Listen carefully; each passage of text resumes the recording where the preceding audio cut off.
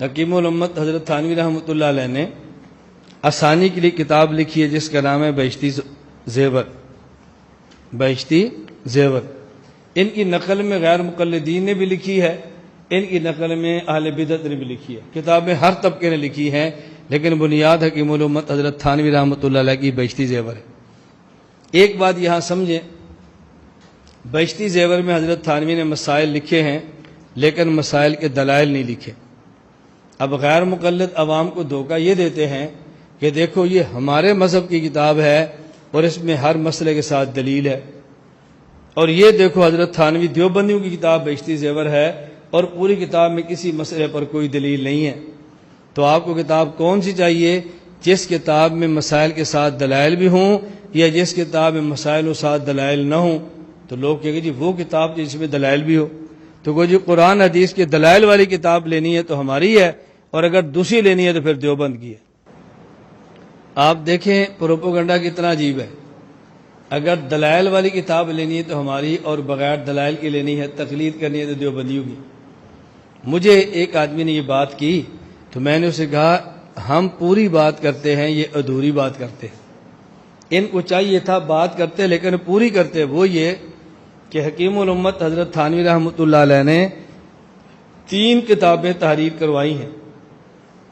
Number 1 احکام القرآن، number 2 اعلاء السنن، number 3 Bahishti Zewar. حضرت تھانوی فرمایا بھی ایک کتاب ایسی ہونی چاہیے کہ جس میں ہمارے مسائل ہوں اور ساتھ قرآن کریم کی آیتیں ہوں۔ کتاب لکھی گئی اور نام احکام القرآن ہے اور عربی میں ہے۔ ایک کتاب ایسی ہونی چاہیے کہ جس میں ہمارے مسائل ہوں اور دلائل میں حدیثیں ہوں۔ کتاب لکھی گئی اور نام اعلاء السنن ہے، 21 جلدوں میں۔ اور فرمایا یہ تو علماء کے لیے ہے کہ وہ مسائل بھی دیکھیں دلائل بھی دیکھیں، عام آدمی کے پاس اتنا وقت نہیں ہوتا کہ مسائل اور دلائل دونوں دیکھے، اور اتنی صلاحیت بھی نہیں ہوتی کہ دلائل کو سمجھے، تو ایک کتاب اور لکھ دیتے ہیں کہ جن میں صرف مسائل ہوں اور ساتھ دلائل نہ ہوں، اور کتاب بھی اردو زبان کے اندر ہو تاکہ عام آدمی اس سے استفادہ کرے، اس کا نام ہے بہشتی زیور۔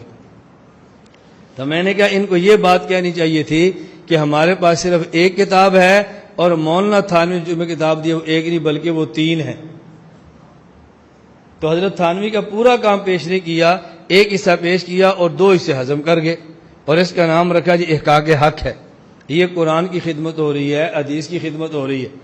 اگر قرآن کریم اور حدیث کی خدمت ہوتی تو پھر یہ کہنا چاہیے تھا کہ قرآن کریم کے دلائل مسائل کے ساتھ ہوں، احکام القرآن ہے، احادیث کے دلائل مسائل کے ساتھ ہوں، اعلاء السنن ہے، اور ایک کتاب جس میں مسائل اور دلائل نہ ہوں، اس کا نام بہشتی زیور ہے۔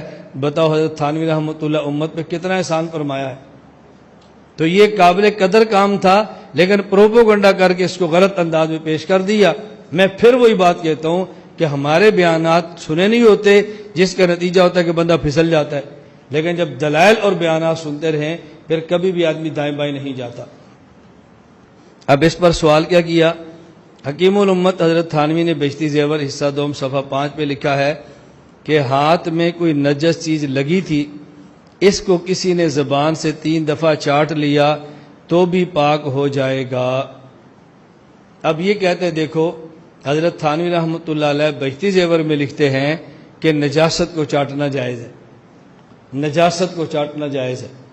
حضرت تھانوی نے مسئلہ کیا لکھا ہے اور پروپوگنڈا کیا کیا جا رہا ہے؟ ہم نے کہا یہاں بات سمجھنا، 2 مسئلے ہیں۔ ایک مسئلہ یہ ہے اگر ہاتھ پر نجاست لگ جائے اور جس انگلی پہ نجاست لگی ہے اس کو زبان سے 3 مرتبہ چاٹ لیا جائے، انگلی پاک ہوگی یا انگلی پاک نہیں ہوگی؟ ایک مسئلہ۔ دوسرا مسئلہ، انگلی پر نجاست لگی ہو تو کیا اس نجاست کو زبان سے چاٹنا جائز ہے یا جائز نہیں؟ اس کو پاک زبان سے کرنا چاہیے تھوک سے یا اس کو پاک پانی سے کرنا چاہیے؟ یہ مسئلہ الگ ہے۔ اب غیر مقلدین جس مسئلے کی مخالفت کرتے ہیں تو ہمارا سوال یہ ہے کہ یہاں 2 مسئلے ہیں، تمہیں کون سے مسئلے سے اختلاف ہے؟ اگر تمہیں اس مسئلے سے اختلاف ہے، اس عبارت کے اس حصے سے کہ اگر ہاتھ پہ نجاست لگی ہو اور 3 دفعہ چاٹیں تو ہاتھ پاک ہو جاتا ہے، اگر تم یہ مسئلہ نہیں مانتے، اس مسئلے میں ہمارے پاس دلائل موجود ہیں۔ صحیح بخاری، حضرت امام بخاری باب قائم کرتے ہیں، بابن حل تصلی المرأۃ فی ثوب حاضت فی، کہ عورت کو اگر ماہواری کا جس کپڑے میں خون آیا کیا اسی کپڑے میں نماز پڑھ سکتی ہے کہ نہیں؟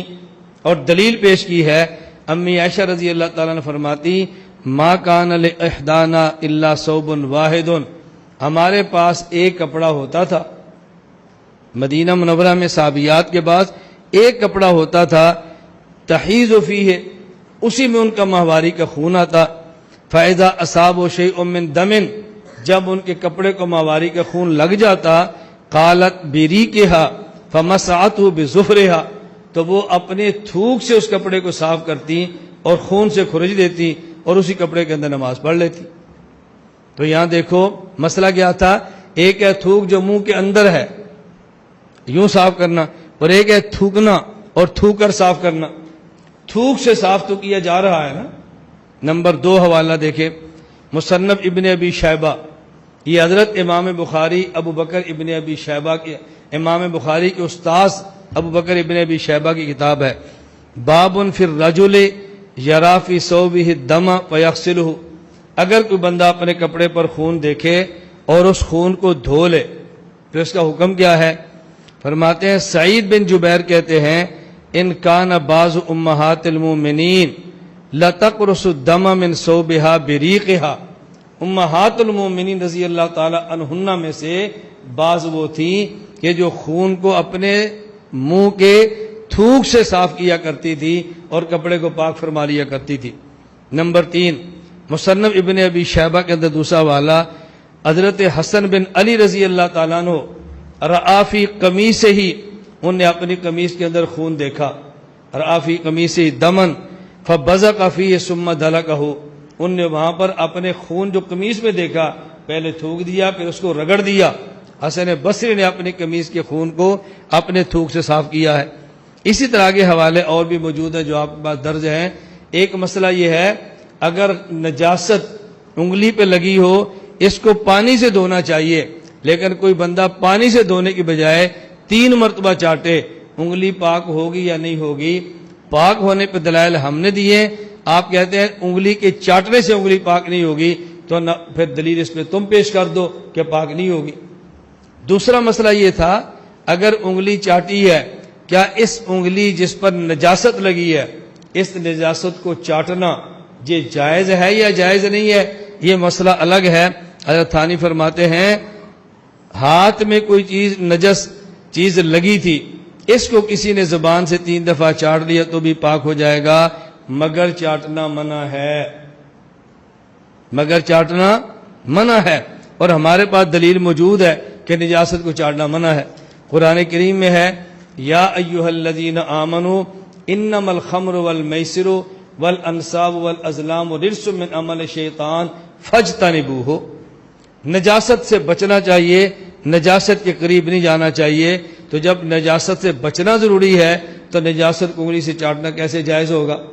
تو حضرت تھانوی یہ نہیں فرماتے کہ جائز ہے، وہ فرماتے ہیں ناجائز ہے، لیکن مسئلہ یہ ہے انگلی صاف ہو جائے گی یا صاف نہیں ہو گئی، یہ مسئلہ بالکل الگ تھلگ ہے۔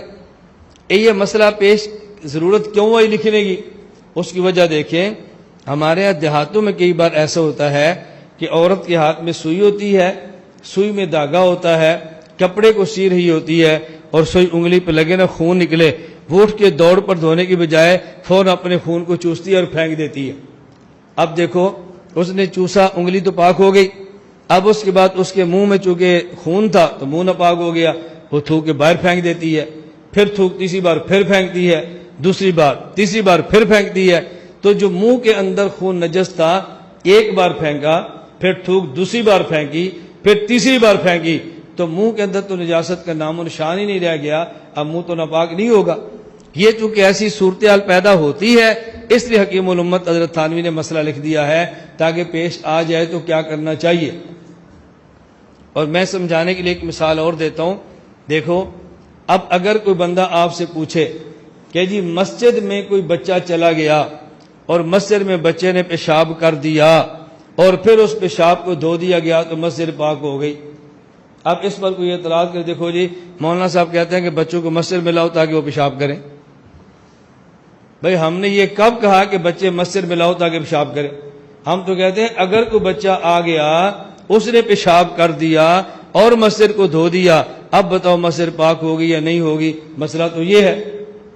ہم مسئلہ بتاتے ہیں کہ دیکھو، اگر کوئی شخص مسجد میں معتکف تھا اور اعتکاف کے لیے لیٹا، لیکن اس کے پاس بستر اس نے نہیں بچھایا، بغیر بستر کے سو گیا، اور اس بندے کو احتلام ہو گیا جس کی وجہ سے مسجد کی چٹائی گندی ہو گئی، اب اس چٹائی کو بعد میں دھو دو، چٹائی پاک ہو جائے گی۔